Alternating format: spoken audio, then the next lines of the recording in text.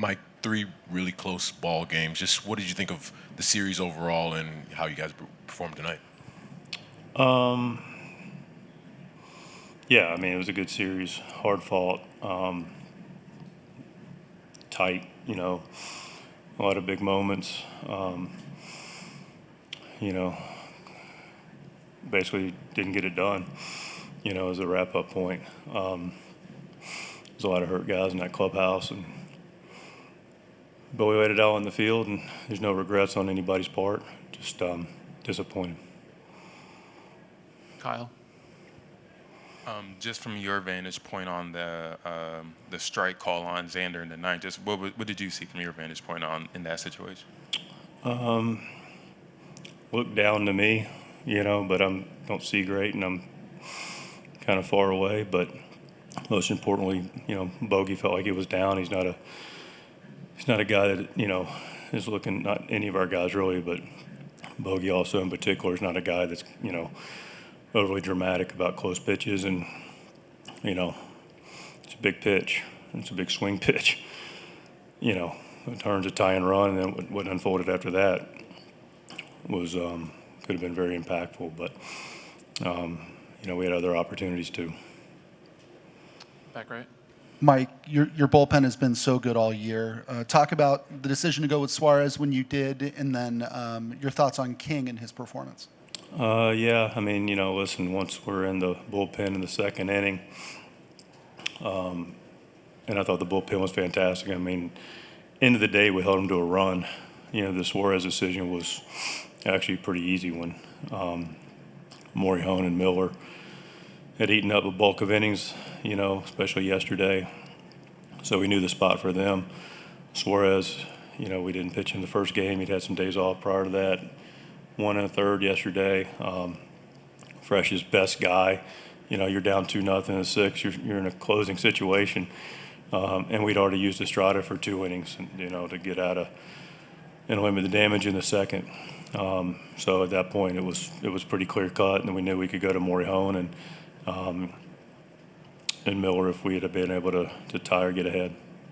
From your vantage point, what was the issue with you starting today, and what can you say about everything he's done since he came back in early July?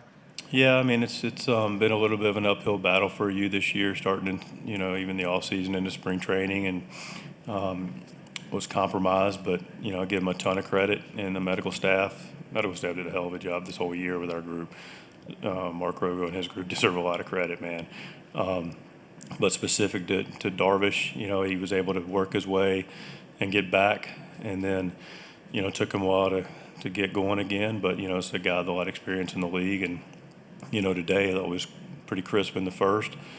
Freddie makes a nice throw to help us get out of the early inning, but, he got a base hit, and then, Suzuki, ball down the line, and, the hit by pitch by Carson was a little bit of a red flag that maybe not as sharp, and so we got Estrada up. Armstrong, gets one in there, and that was it. Kyle? 13 hits for the Cubs, but kind of like you've mentioned, you guys limited the damage as best you could throughout the game. Just talk about the job of the bullpen and just, not letting it snowball and just keeping you guys in it right until the very end. Yeah, we got into a scramble early on. We knew it was a possibility. Mentioned Estrada, he comes in with nobody out, bases loaded, and Lee's just there with one. Louis makes a big double play ball. Part of the bullpen that I'll continue to talk about that's important is the defense.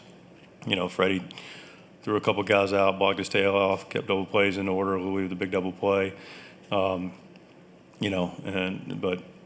after Morihone Estrada gets his 2, we did a nice job by Wandy, get out of it. And then, Suarez, like we talked about, took down the 6th and ran some traffic in the 7th. And, man, extra pay for Morihone, right? I mean, holy, this guy's 3 days in a row, 2+ yesterday, throwing 99. And was able to leave him out there and take down the 7th. And Morgan's been a guy that, I would have preferred to have Miller in there. Nothing against David, but with the lead. But it's good to see David get in there and trust him. And he's had a nice year and got a bright future for us as well. But bullpen we scratched and clawed and kept it right there. And, talking about defense, I don't think they give an MVP for this round.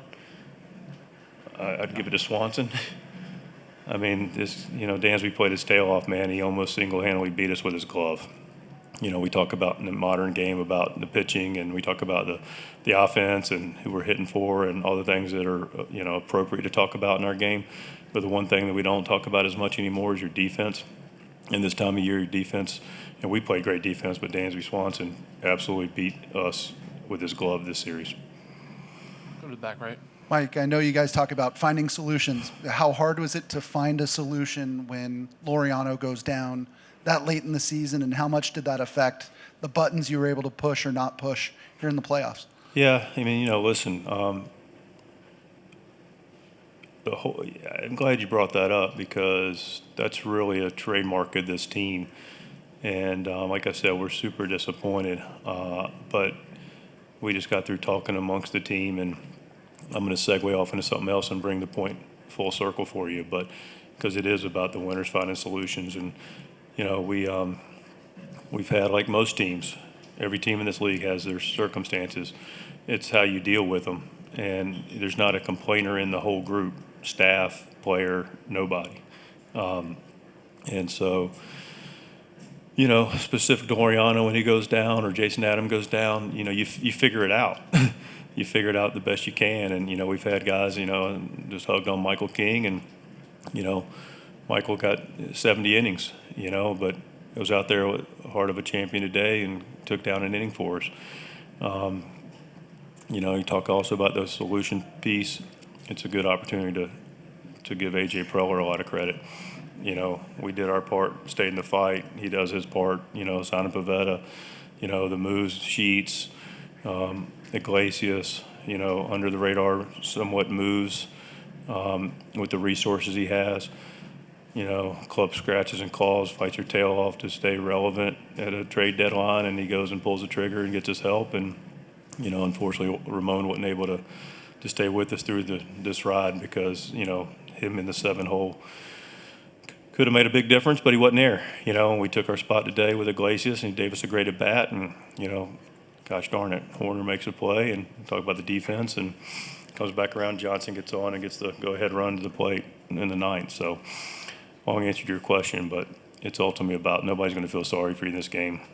And we got a bunch of guys in that clubhouse that are hurting, but there's no regrets in that clubhouse for anybody. Our heads are high, and we know from day one, and we laid it out there every day. All right, Mike, thanks. We appreciate your time this week. Thanks. Good luck to the Cubs.